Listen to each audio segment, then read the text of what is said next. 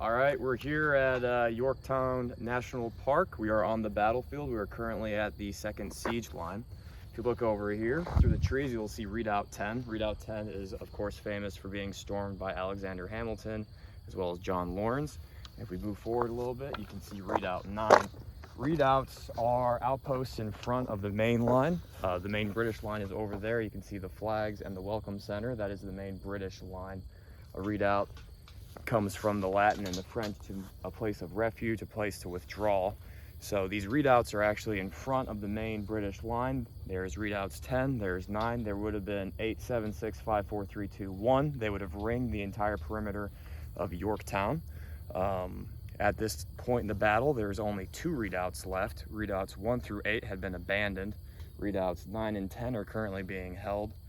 Well, were being held. On the night of the 14th, Redoubt 10 over there is stormed by Alexander Hamilton and John Lawrence. They will have no shot with them. Well, they will have no shot loaded. They will storm the redoubts with the bayonet. The French will take Redoubt 9. They will actually have their muskets loaded, and they will take Redoubt 9 in about 30 minutes. Redoubt 10 falls in about 10 minutes. After the redoubts are taken, the American second siege line is then constructed. The cannons are brought forward. The Americans and the French have up to 24-pound cannons, whereas the British only have 12-pound cannon. So the Americans and the French are able to pull heavier cannons in, and they start to barrage the British over there. And this will help hasten to the end of the battle. The battle on the 17th, the British will raise a white flag and begin parley. And on the 19th, the British will surrender. Lord Cornwallis will have a tummy ache and he will not make the surrender. He will hand off to his second-in-command, O'Hara.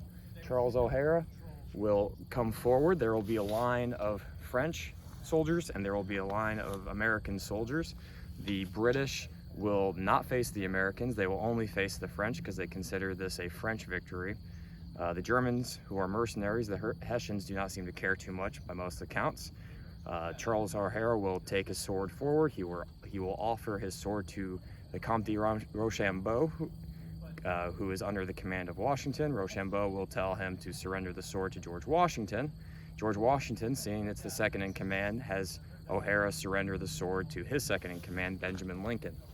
Some of the fun, interesting facts about that is that in 1780, when Charlestown fell, Benjamin Lincoln actually surrendered his sword to Charles O'Hara. So after this surrender ceremony is completed, Cornwallis dines with the French, and then he goes away. The British soldiers are sent into captivity over in Western Virginia, and our friend Charles O'Hara actually ends up in 1793 surrendering to no one else than Napoleon Bonaparte. So yeah, that's a little spiel about where we are at the second line of the second American line, and hopefully you can make it out to this area next year. So have a great day.